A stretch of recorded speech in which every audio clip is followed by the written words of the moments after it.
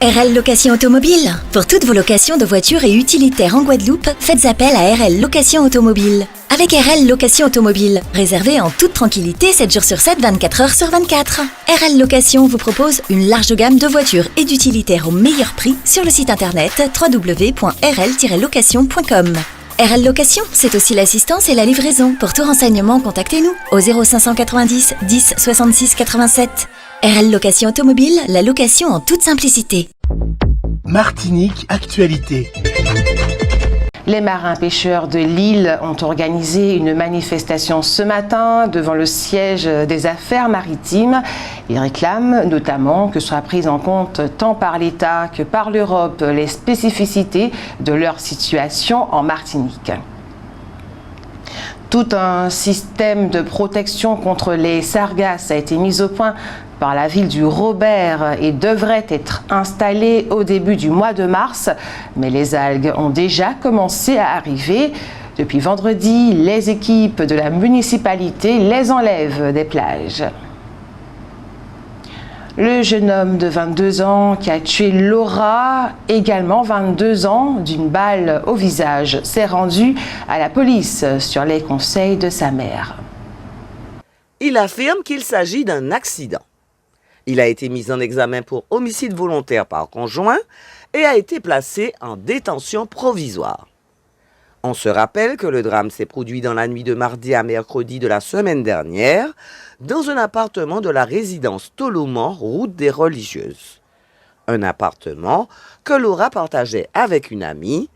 Peut-être cette dernière pourra-t-elle donner des renseignements précis quant au déroulement de ce drame. Et c'est vendredi après-midi qu'ont eu lieu aux Marins les obsèques de Raymond Marie, un des pionniers de la Yole ronde en Martinique. Il avait 95 ans. De nombreuses personnes ont assisté à ces obsèques. Après avoir largement consulté, notamment les associations sportives, le CESESEM a écrit un rapport de 20 pages intitulé « Réflexion sur la pratique et les lieux de la marche santé en Martinique ». Ce rapport analyse les bienfaits de la marche pour la santé, les recommandations des instances de santé publique, la situation en Martinique, les motivations et profils des pratiquants, et il fait des propositions concrètes pour promouvoir davantage la marche santé sur l'île. Voici les principales recommandations formulées par le CESEM. Améliorer la sécurité et l'accessibilité des sites de marche, ralentisseurs, signalisation, éclairage, restaurer et entretenir les parcours santé dégradés, créer plus d'espace pour les piétons, installer des toilettes publiques adaptées, sensibiliser la population aux bienfaits de la marche, organiser des défis collectifs, rendre la marche accessible à tous, y compris aux personnes vulnérables. Les autorités ont repéré une yole qui n'a rien d'une yole martiniquaise au large du Vauclin. À son bord, des chaussures et quelques vêtements. Est-ce une yole qui a transporté des passagers clandestins? Et si oui, où sont-ils? Une enquête est en cours. C'est accompagné de plus de 300 personnes que Hervé Pinto, une fois de plus, s'est rendu à proximité du lotissement situé au quartier Clouette dans les hauteurs des Trois-Îlets. Parmi ces 300 personnes, des militants syndicalistes ou écologistes, également des personnes qui estiment avoir elles aussi été spoliées de leurs terres. Une fois de plus, M. Pinto a réclamé la destruction des maisons de ce lotissement, bâti selon lui illégalement sur des terres qui lui appartiennent. Les résidents de ce lotissement ont, eux, créé une association pour les défendre. Ils disent avoir des titres de propriété en bonne et due forme et ne sont absolument pas disposés à partir. Il y a 25 ans que M. Pinto se bat pour récupérer ce qu'il considère donc comme étant ses terres.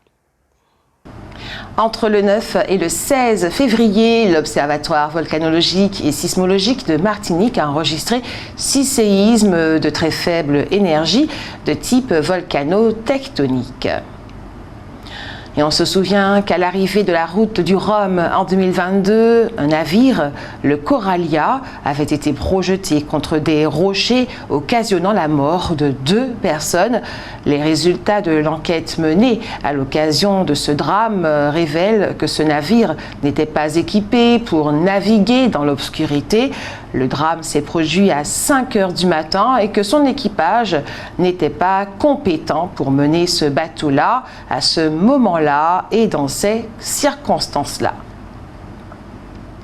En décembre 2023, l'autorité de gestion du programme Interreg Caraïbes 2021-2027 a publié un appel à projet qui lance la programmation et fixe les conditions de soutien aux actions de coopération pour un montant total de 29,3 millions d'euros de fonds européens.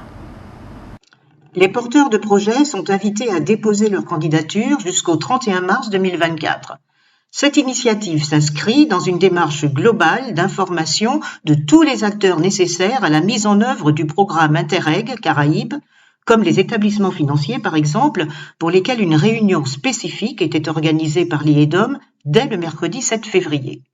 Pour rappel, l'espace de coopération Interreg Caraïbes couvre les États et territoires suivants: Guadeloupe, Martinique, Guyane, Saint-Martin, Aruba, Bonaire, Curaçao, Saba, Saint-Barthélemy, Saint-Eustache, Sint-Maarten, Antigua et Barbuda, Bahamas, Barbade, Belize, Colombie, Costa Rica, Cuba, la Dominique, El Salvador, Grenade, le Guatemala, le Guyana, Haïti, Honduras, Jamaïque, Mexique, Nicaragua, Panama, République dominicaine, Saint-Christophe et Nieves, Sainte-Lucie, Saint-Vincent et les Grenadines, le Suriname, Trinité et Tobago et enfin le Venezuela.